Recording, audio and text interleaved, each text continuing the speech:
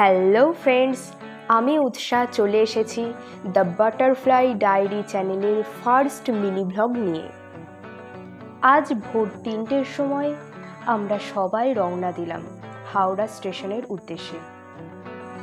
সঙ্গে আছে আমার মা, বাপি, বোন, মণি, মশাই এবং আমার 2 কাজিন, মানে আমার মণির এক ছেলে এবং এক মেয়ে।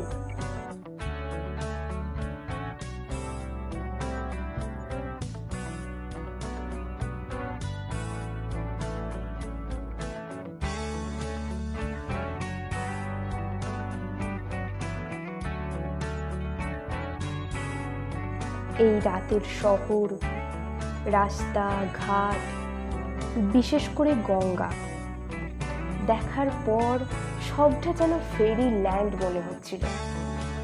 সবটা মিলিয়ে মনটা একেবারে প্রশান্তিতে ভরে উঠেছিল। আর এক্সাইটমেন্ট তো ছিলই, এক জায়গায় যাচ্ছি বলে কথা। দেখতে দেখতে আমরা হাওড়া স্টেশনে পৌঁছে গেলাম।